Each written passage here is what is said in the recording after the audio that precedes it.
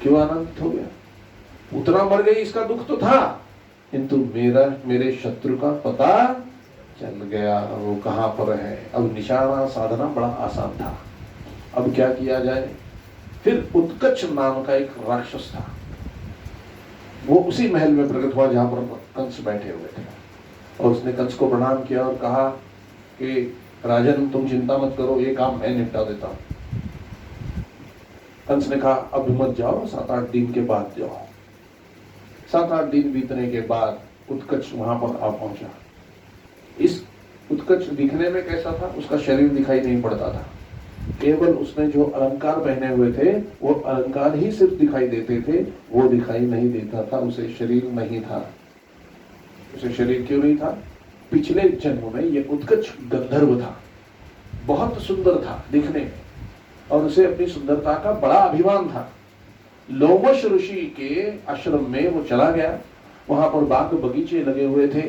उन सुंदर फूलों को देखकर वो उन फूलों से कहने लगा कि तुमसे अच्छा तो मैं हूं, मेरी शरीर की सुंदरता तुमसे अधिक है, तुम मुझसे सुंदर नहीं हो सकते। इसलिए उसने बगीचा उजाड़ दिया, बाग उजाड़ दिया।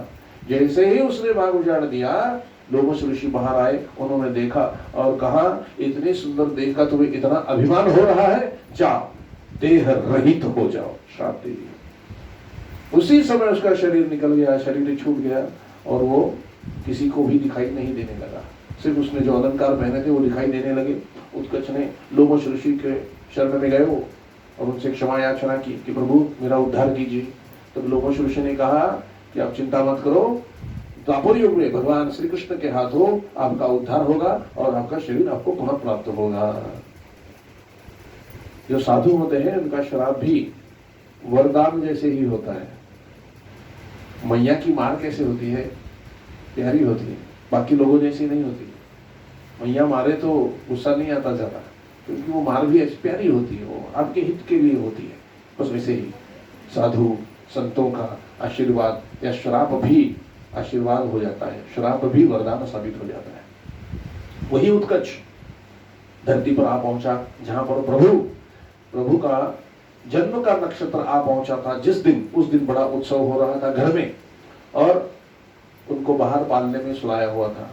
वहां पर एक बैलगाड़ी थी, बड़ी वाली, जिसको छकड़ा कहते हैं, शकट कहते हैं उसे, शकट भी कहते हैं संस्कृत में, शकट। उस शकट बड़ा बड़ा था वो शकट, वहां पर दूध दही सब रखा, माखन सब, उसके पात्र रखे हुए थे, बड़े बड़े पात्र रखे हुए थे। और उत्कच जानता था कि मैं किसी को दिखाई नहीं देता, अगर इस शकट में मैं प्रवेश कर जाऊं और इस शकट को इस बालक पर गिरा दूं तो वो वही मर जाएगा। धीरे धीरे सबकी नजर छुपाते हुए उस शकट में घुसा, शकट उसने उठाया और थोड़ा पीछे लाने लगा ताकि प्रभु पर उसको जाकर गिरा सके। उतने में प्रभु ने खेल खेल में ही अपना दाहिना पैर उस शकट को लगा दिया, और 100 योजन ऊपर वो छकड़ा जो है, वो शकट जो है वो गया और नीचे आकर बिखर गया, टूटकर। उसी में शक्तासुर बैठकर मर गया। जैसे ही वो मर गया, बहुत जोर से आवाज हुई, जैसे ही वो मर गया, उसमें से दिव्य देह धारण किए हुए गंधर्व प्रकट हुए। उन्होंने प्रभु को प्रणाम किया और कहा भगवान मैं उत्कच नाम का गंधर्व हूँ, लोमश ऋषि जी के श्राप से मुझे ये योनि प्राप्त हुई थी, और आज आपकी चरण स्पर्श से मुझे मेरा देह फिर से प्राप्त हुआ है, मुझ पर यूं ही कृपा बनाए रखना। प्रभु ने आशीर्वाद दिया और वो गंधर्व अंतर्ध्यान हो गए। इधरे में यशोदा मैया, रोहिणी मैया सब लोग दौड़ के आए, क्या हुआ क्या हुआ क्या हुआ। और भगवान रोने लग गए जोर जोर से, बड़ी आवाज हुई। इसलिए यशोदा मैया ने फिर से अपने बालक को उठाया, कंधे पर लिया और ऊपर से नजर उतारी, उनकी नजर उतारी, और उनको फिर से पिलाकर दूध पिलाकर पालने में सुला दिया। कंस को पता चला शक्तासुर भी मर गया, उत्कच भी मर गया, अब किसे भेजे? तृणावत नाम का एक राक्षस था, उसे गोकुल में भेज दिया। वो बवंडर के स्वरूप में आ रहा था। मैया भगवान को पिलाने बैठी थी, और पिलाते पिलाते अचानक भगवान का वजन एकदम बढ़ गया। यशोदा मैया को पता नहीं चल रहा था इसका वजन इतना क्यों बढ़ रहा है अचानक से। मैं किसी को ऐसे कैसे बता सकती हूँ कि इसका वजन बढ़ रहा है। वजन वजन बढ़ गया, इतना भार प्रभु ने बढ़ा दिया कि मैया ने प्रभु को नीचे जमीन पर रख दिया और माता अंदर चली गई। उतने में तृणावत बवंडर के स्वरूप में आया और कन्हैया को हवा में लेकर उड़ गया। अब भला भगवान को कोई हवा में उड़ा सकता है? भगवान खुद ही उड़ने की इच्छा थी तो भगवान उड़े ऊपर। क्यों उड़े ऊपर?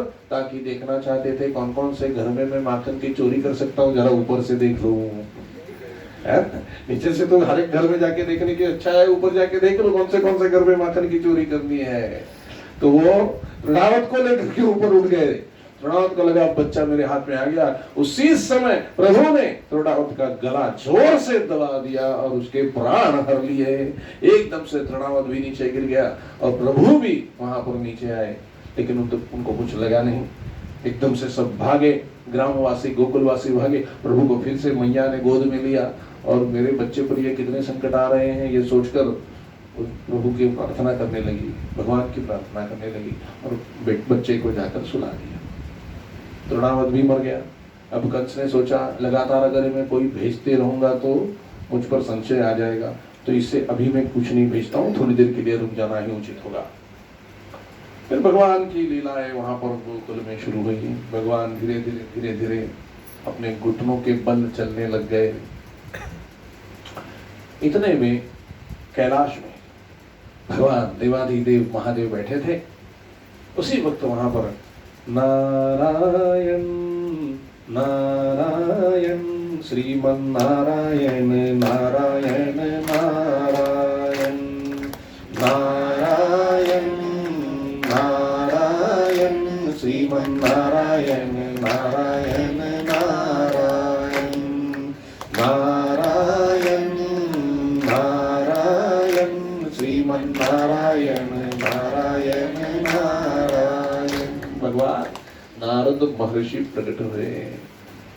देवाधिदेव महादेव का उन्होंने दर्शन किया और महादेव जी बोले नारद मुनि अब यहाँ कहाँ पधारे? तो बोले प्रभु आपको पता तो है भगवान का जन्म हो चुका है और ये बाल रूप हर समय हम दर्शन नहीं कर सकते, केवल राम रूप में और कृष्ण रूप में ही बाल रूप प्रकट होता है, तभी हम दर्शन कर सकते हैं। तो क्या आप दर्शन के लिए नहीं जाएंगे?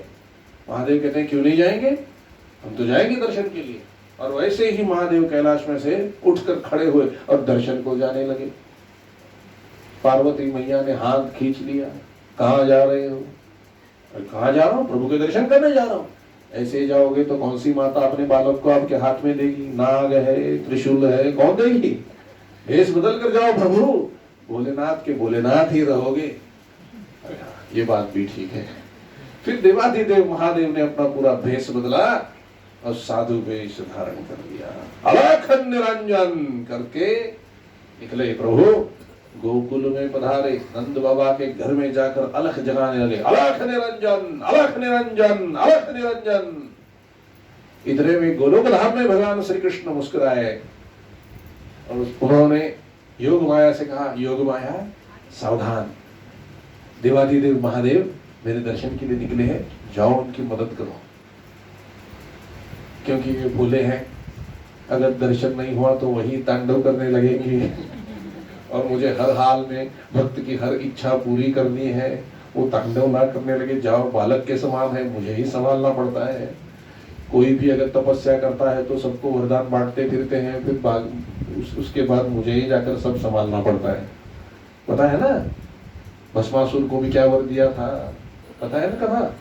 बहुत तपस्या की थी और वर मांग लिया कि मैं जिसके सर पे हाथ रखूं वो भस्म हो जाए। तथास्तु, महादेव आप ही के सर पे हाथ रखना है।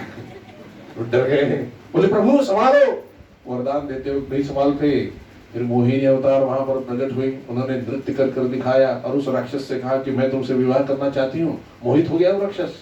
राक्षस ने कहा मैं भी विवाह करना चाहूंगा, किंतु मेरा पति जो है वो उसे नृत्य आना चाहिए। हाँ थोड़ा बहुत कर दूंगा, तुम सिखाओ।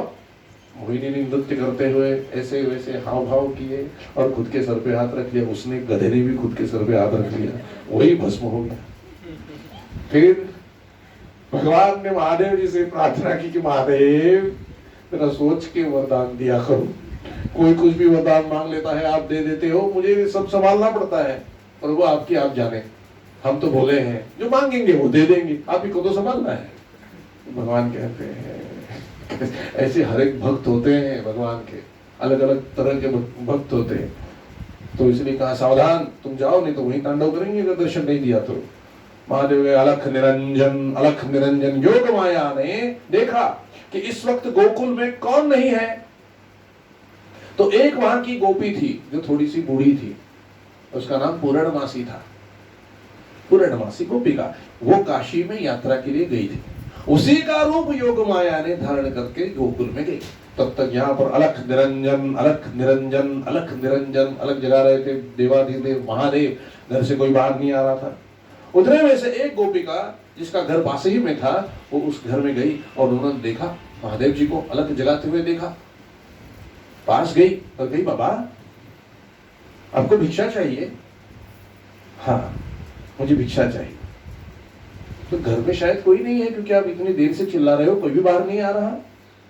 अब ऐसा करें, आप मेरे घर पर चलिए, मैं आपको बहुत भिक्षा देती हूँ। महादेव जी कहते हैं मैया हमारा एक नियम है, हम एक ही घर से भिक्षा लेते हैं। अगर उस घर में भिक्षा नहीं मिलती तो हम उस दिन दूसरे घर भिक्षा लेने के लिए नहीं जाते। तो मैया कहती है फिर आप ऐसे ही भूखे रहोगे दिन भर? हाँ मैया क्या करें, हमारा नियम ही ऐसा है। अच्छा बाबा रुको, मैं घर को देख कर आती हूँ कि यशोदा कहाँ गई हुई है। वो गोपी घर में गई तो मैया तो बच्चे के साथ बातचीत करने में उसका समय व्यतीत हो रहा था, नहला धुला कर पालने में डाल दिया था प्रभु को और बातें कर रही थी। वो गोपी का चिल्लाते हुए आई, अरे यशोदा तुझे कुछ सुध बुध है कि नहीं कि लल्ला के पीछे ही पड़ी रहेगी?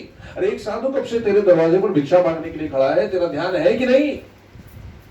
अच्छा अच्छा अच्छा देखती हूँ, चलो जल्दी जल्दी तक भिक्षा दो उनको। तो बड़े से बर्तन में गेहूं चावल आटा जो जो लेना है सब लिया। गोपिका कहती है अरे यशोदा कुछ दक्षिणा भी ले। फिर मोतियों की माला उस बर्तन में रखी और वो बर्तन ले करके बाबा के दर्शन के लिए गई। बाबा बाहर खड़े थे और बाबा कह रहे थे प्रभु दर्शन दो, ये तो ठीक नहीं है कि हम इतने दूर से आए और आप हमें दर्शन ना दे, दर्शन दो। भगवान श्री हरि जो वैकुंठ में थे उन्होंने कहा प्रभु अब दर्शन मेरे हाथ में नहीं है, ये मैया के हाथ में है। बाल रूप तो मैया के पास गिरवी पड़ा हुआ है, आपको बाल रूप उन्हीं से मांगना होगा, मैं उसमें कुछ नहीं कर सकता। देखिए प्रभु अगर आपने दर्शन नहीं दिया तो मैं यही तांडव करूंगा, सबको पता चल जाएगा कि मैं शिव हूं और आप कौन है, फिर मुझसे मत कहिएगा। अरे महादेव चिंता ना करें, आपको दर्शन होगा। इतने में यशोदा मैया थाली लेकर के आई और बाबा को देखा, प्रणाम किया और कहा बाबा ये लीजिए भिक्षा। नहीं मैया मुझे भिक्षा नहीं चाहिए, मुझे तुम्हारे लल्ला का दर्शन चाहिए। लल्ला? लेकिन उसको तो अभी मैंने स्नान करके पालने में सुलाया है, मैं अभी उसे नहीं ला सकती। तो क्या हुआ, लेकर आओ। नहीं नहीं उसे ठंडी हवा लग जाएगी, सर्दी लग जाएगी उसको, उसे मैं अभी नहीं ला सकती। आप भिक्षा लीजिए और पधारिए। मैया ये भिक्षा मुझे नहीं चाहिए, मुझे तो तेरे लाला का ही दर्शन करना है। ये हीरे मोती तू मुझे क्या दे रही हो? तुझे अगर हीरे मोती चाहिए तो मुझसे ले लो। अलख निरंजन कर अपनी झोली में से बहुत से रत्न निकाले और उसके थाली में डाल दिए। मैया घबराई, पीछे हटी और कहा अरे ये गोपी कौन से बाबा है ये तो कोई मायावी लग रहा है, भिक्षा मांगने आया है और खुद ही मुझे हीरे माणिक मोती दे रहा है। ये मायावी है, ये मेरे लल्ला को मारने आया है। अब से पहले मेरे लल्ला पर बहुत संकट आए हैं। ऊपर गोलोक में भगवान श्री कृष्ण ने कहा महादेव जी ये करने के लिए किसने कहा था? अब कौन देगा आपको बालक हाथ में? मेरी सब कोशिशें आप नाकाम कर रहे हो। महादेव जी ने कहा मुझे कुछ पता नहीं है, मुझे दर्शन चाहिए, बस मैं और कुछ नहीं चाहता, मुझे दर्शन होने ही चाहिए। तब मैया को कहा महादेव जी ने, मैया देखो तुम्हारा बालक बहुत ऊंचा है, भगवान है। और बताने लग गए महादेव दिव्य बालक है और दिव्य बालक के दर्शन करने के लिए मैं कैलाश से आया हूं। अब ये बताने की क्या जरूरत थी? मैया कहती है देखो बाबा जी मेरे लल्ला पर बहुत संकट आए हैं, मैं लल्ला का दर्शन आपको नहीं कराऊंगी। कैलाश से आए हो ना तो कैलाश पर ही भगवान के दर्शन कर लेते महादेव जी के, यहां पर आने की क्या जरूरत थी। भैया भगवान के बाल रूप के दर्शन तो धरती पर ही होते हैं, इसलिए दर्शन करने में आया हूं। आप मुझे एक बार आपके लल्ला का दर्शन करा दीजिए। नहीं बाबा, मैं आपके हाथ जोड़ती हूँ, अब जैसे आए हो वहां से निकल जाओ, मैं आपको नहीं पहचानती। और मुझे तो लग रहा है कि ये भी आपका कोई मायावी रूप है, आप कौन हो कौन जाने, आपको कोई पहचानता भी तो नहीं है। इतने में आवाज है, अरे यशोदा मैं इन्हें जानती हूँ। योग माया का प्रवेश होता है। अरे पूर्णमासी हुआ, आप कब आई? आप तो काशी गई थी, अभी अभी आई हूँ और पता चला कि कोई दिव्य महात्मा तुम्हारे घर में लल्ला के दर्शन के लिए आए हैं, उनके दर्शन के लिए मैं आई हूँ।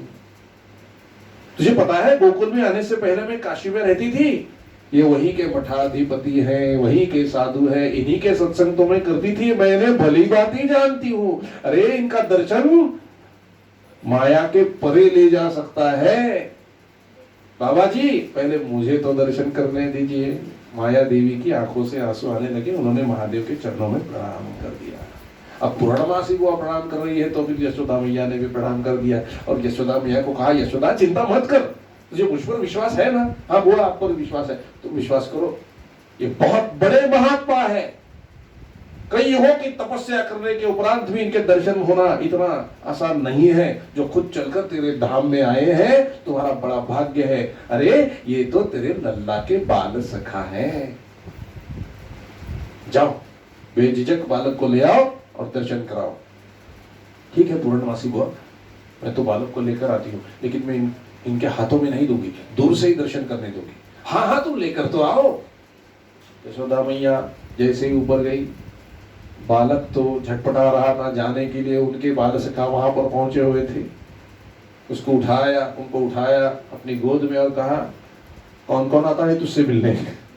कौन है तू? उठाया और तुझे तो सुलाया था मैंने, कब जाग गया तू? उठाया लेके आई नीचे।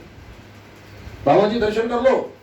भैया एक बार अपने लल्ला को मेरे हाथ में दे दो, मुझे उनके पैर छूने हैं। नहीं नहीं बाबा जी, आपको दर्शन करना है तो वहीं से कीजिए, यहां से मैं आपको हाथ में नहीं दूंगी। तो पूर्णमासी बुआ कहती है, अरे प्रभु पहले आपके चरण रस तो दीजिए लल्ला को। जाकर पूर्णमासी बुआ ने महादेव जी के पैरों में से रज निकालकर कन्हैया के माथे पर लगा दी। जैसे ही माथे पर लगा दी, आहा हा हा हा, वैकुंठ धाम में भगवान श्री हरि, बहुत अच्छा लगा उनको और कहा, धन्यवाद प्रभु, आपकी चरण रस तो हमें बैठे बैठे ही मिल गई। महादेव जी ने कहा, ये कोई अच्छा सौदा नहीं है, इतने दूर से आए हम और आपकी चरण रस भी ना मिले, ये तो कोई ठीक बात नहीं। आप दर्शन कराओ प्रभु, मैं आपके पैर छूना चाहता हूं। प्रभु आप कौन है ये सिर्फ मैं जानता हूं, और मैं कौन हूं ये सिर्फ आप जानते हैं। इस सूक्ष्मता का व्यवहार है, इसे जड़ता में मत लाइए।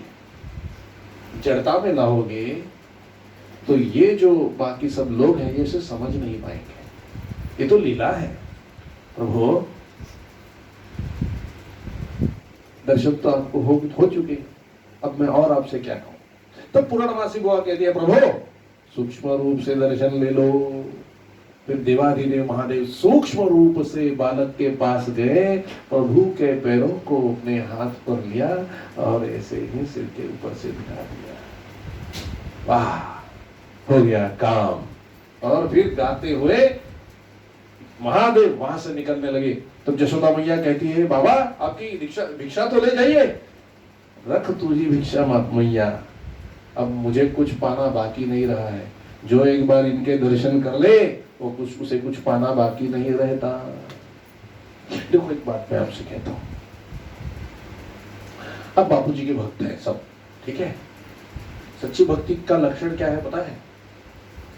बापूजी हमें अगर सद्गुरु रूप में प्राप्त हैं तो हमारे जीवन में और कुछ पाना शेष नहीं है। ये जिसे लगता है वो सच्चा भक्त है। समस्याएं तो बहुत होंगी, बेटी की शादी नहीं हो रही, बेटे की शादी नहीं हो रही, पैसा कम है, सब समस्याएं होती है। ये मत कहो खुदा से कि मेरी मुश्किलें बड़ी हैं, ये मुश्किलों से कह दो मेरा खुदा बड़ा है। बापू जी के स्मरण करने से ही केवल आपके सब प्रश्न छूट जाएंगे, आपको और कुछ करने की जरूरत नहीं है। अगर आप बापू जी के पास आपकी समस्याओं के समाधान के लिए आते हो तो आप आपकी समस्याओं की भक्ति कर रहे हो, बापू जी की नहीं। बात समझ में आ रही है आपकी? आप आपकी समस्याओं की भक्ति कर रहे हो और आपने साधन करके रखा है बापू जी। बापू जी साधन नहीं है, बापू जी केवल साधन नहीं है, साधन भी है और साध्य भी है, साध्य भी है। इस संसार का, इन मुश्किलों का उपयोग करके, उसमें जो तड़पन होती है उस तड़पन का उपयोग करके बापू जी के श्री चरणों तक पहुंचना, ये हमारे जीवन का ध्येय होना चाहिए। उनकी भक्ति प्राप्त करना यही हमारे जीवन का उद्देश्य होना चाहिए, क्योंकि वो दिखाई देते हैं बापू जी। मैं फिर से कहता हूं, वही भगवान श्री कृष्ण है। भक्ति उनकी करो, समस्याओं की नहीं। एक बार देखो तो सही, आंखों में उनके कितनी करुणा, कितना प्रेम भरा हुआ है। इससे आगे भी कुछ पाने जैसी चीज है दुनिया में? मुझे तो नहीं लगता। देखो मेरे सदगुरु तो महाराज जी हैं, किंतु फिर भी उन्हीं की कृपा से मैं ये जान पाया हूं कि ये कौन है। अब क्या पाना बाकी है? जो भी आपकी समस्या हो, जो भी समस्या हो, समस्याएं जन्म मतलब ही समस्या है। इस पृथ्वी लोक पर जन्म लेना ही बहुत बड़ी समस्या है और उसकी एक ही औषधि है सदगुरु चरण। बस जो भी समस्या है उनसे कहो, और समस्या जब उन्हें बताओगे तो ये भी कहो कि आपको जो योग्य लगे मेरी जिंदगी में वही कदम आप उठाओ।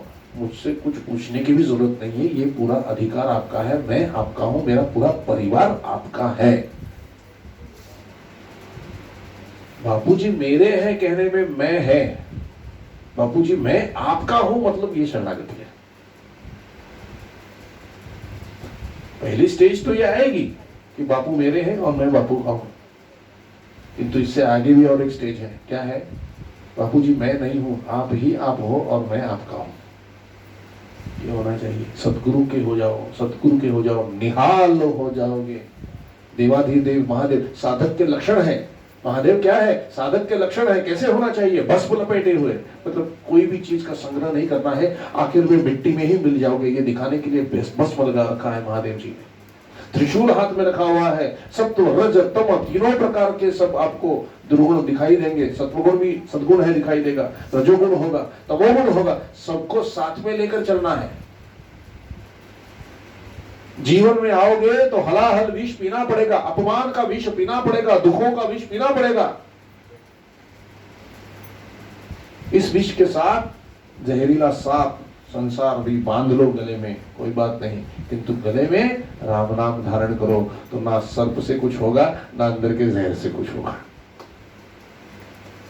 अब परिग्रह कुछ नहीं रखना है साथ में, सब कुछ अर्पण कर दो, सब कुछ लुटा दो, सब कुछ लुटा दो सतगुरु पर, भगवान पर, भगवान श्री कृष्ण के चरणों में अर्पित हो जाओ। महादेव जी यही कह रहे हैं।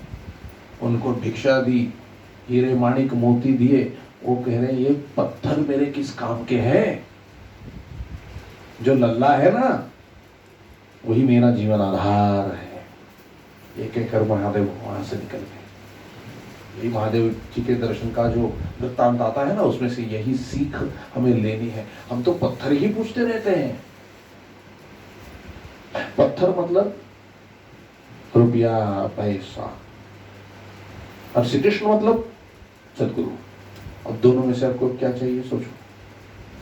प्रपंच चाहिए होगा तो समस्याएं बढ़ेंगी, सदगुरु चाहिए होंगे तो शांति, प्रेम, आनंद, ये सब बढ़ेंगे, और ये आपके हाथ में है। हम कहते हैं हमने इतनी पूजा पाठ कर ली फिर भी हमें सुख नहीं मिला। सुख मिलने के लिए पूजा पाठ कर रहे हो या भक्ति के लिए कर रहे हो? भक्ति का मतलब देना है, लेना नहीं है। सब कुछ देने में आनंद है, लेने में नहीं है। अब यही कथा मैं घर में अकेले करूं तो अच्छा तो लगेगा, तो यहाँ आकर जब मैं देता हूं तो ज्यादा मजा आता है। है ना, देने में आनंद है। आप ले रहे हो, लेने के बाद जाकर किसी को सुनाओगे तो इससे दुगना आनंद पाओगे। देने में आनंद आता है, लेकिन देने में परमानंद आता है, सो देना चाहिए। कीर्तन भक्ति है, देखो करके, देने में परमानंद है, परमानंद। और कैसे देना चाहिए? निरपेक्ष भाव से। ये निरपेक्ष भाव बहुत महत्वपूर्ण होता है। किसी भी चीज की अपेक्षा ना करें, ये बहुत मुश्किल है, इसका अभ्यास करना पड़ता है, इसके लिए तपना पड़ता है, बहुत मुश्किलों में से गुजरना पड़ता है। और अगर इस चीज का अभ्यास करो तो ही वो अभ्यास पक्का होगा। इतना आसान नहीं है। किसी से कुछ मत मांगो, कुछ मत मांगो किसी से। मांगना ही है तो सिर्फ सदगुरु से मांगो, क्योंकि पूरा वही कर सकते हैं, बाकी कोई पूरा नहीं कर सकता। वही कर सकते हैं पूरा, और पूरा करे अगर मेरा हित हो तो पूरा करे, अगर उसमें मेरा अहित दिखाई पड़े तो उसको पूरा मत करना प्रभु, जो आपको सही लगे वही करना। ये भक्ति है। देखो आज तक हम पर कितने संकट आए, हम मरे हैं क्या? जिंदा है ना। जब संकट आता है तो लगता है कि इससे मैं बच नहीं पाऊंगा, बच जाते हैं, हर बार बच जाते हैं। क्यों बच जाते हैं? क्योंकि जीवन शेष है, बाकी प्रारब्ध के भोग भी अभी भोगने हैं, तो हम जीवित होते हैं। तो हमारा जीना मरना ये सब अपने हाथ में नहीं है, ये सदगुरु के हाथ में है। उसे डरने की कोई चीज नहीं है। देखो, आपका समय आने से पहले आपको कोई नहीं मार सकता, और अगर आपका समय आया हो तो सदगुरु के सिवाय आपको कोई बचा भी नहीं सकता।